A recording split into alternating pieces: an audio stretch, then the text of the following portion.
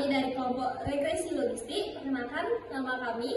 Nama saya Anika Rizka Aprilia Suardana Putri, NIM 202302010011. Perkenalkan, nama saya Anika Widiantari, NIM 202302010000. Perkenalkan, nama saya Putu Astikayana dengan NIM 202302010004.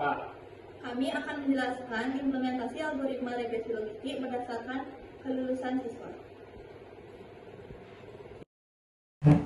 Pada implementasi regresi logistik kelulusan siswa ini memerlukan beberapa import seperti pada screen, yaitu mengimport 2 pustaka untuk operasi matematika dan array numerik, dan untuk memanipulasi maupun menganalisa data. Yang ketiga, mengimport model regresi logistik dari pustaka scikit-learn untuk membuat model prediksi. Yang keempat, mengimport standar scalar untuk melakukan normalisasi data, mengubah skala data menjadi standar.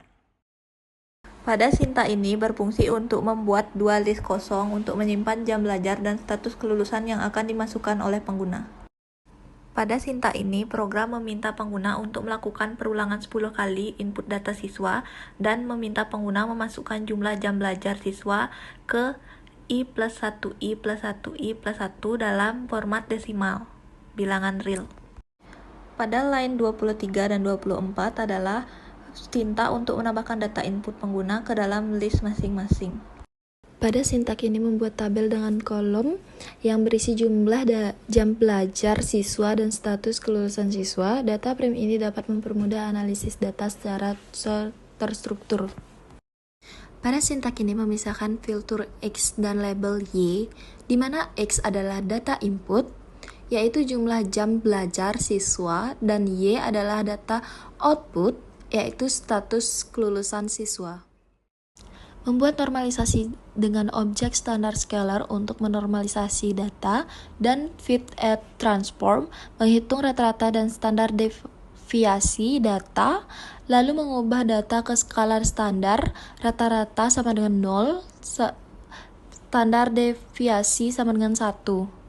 Pada sintak ini membuat model regresi logistik dengan melatih model menggunakan data input X, select, dan target Y. Model ini dapat mempelajari hubungan antar jumlah jam belajar X dan status kelulusan Y.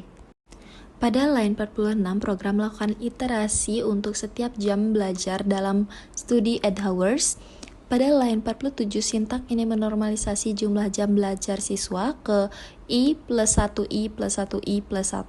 Kemudian di line 48 menghitung probabilitas siswa lulus 1 berdasarkan model. Pada line 49 ini, program menghasilkan prediksi akhir 1 sama dengan lulus, 0 sama dengan tidak lulus. Pada line 50, program mengonversi prediksi numerik ke dalam status teks.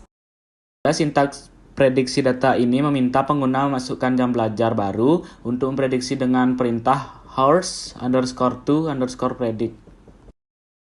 Pada sintak ini membuat normalisasi jam belajar baru dengan horse_to_predict_scaled yang ingin diprediksi.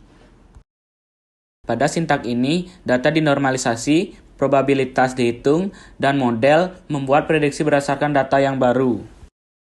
Pada sintaks ini, program menentukan hasil klasifikasi, lulus atau tidak lulus berdasarkan prediksi model, menampilkan jumlah jam belajar yang digunakan untuk prediksi, dan menampilkan probabilitas hasil prediksi dalam format 2 desimal.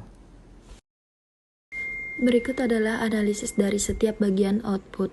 Yang pertama, pada screen ini, pengguna memasukkan data 10 siswa dengan jumlah jam belajar dan status kelulusan. Mereka 1 lulus, 0 tidak lulus. Data ini digunakan untuk melatih model agar bisa memprediksi kelulusan siswa berdasarkan jam belajar.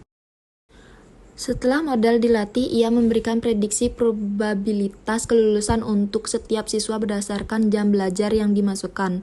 Analisis, siswa dengan jam belajar lebih tinggi, lebih dari 10, cenderung lulus dengan probabilitas tinggi. Siswa dengan jam belajar rendah, kurang dari 6, memiliki probabilitas lebih rendah untuk lulus.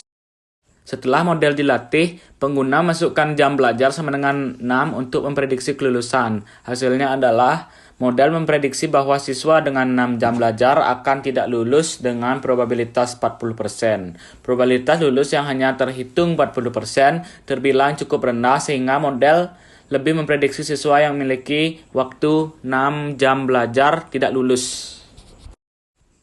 Kesimpulan, model menunjukkan bahwa semakin banyak jam belajar, semakin tinggi kemungkinan lulus. Yang kedua, batas antara lulus dan tidak lulus berada di sekitaran 6-7 jam belajar. Ketiga, prediksi untuk 6 jam belajar tidak lulus 40% sesuai dengan pola yang terdeteksi oleh model. Sekian implementasi regresi logistik kami. Bye-bye!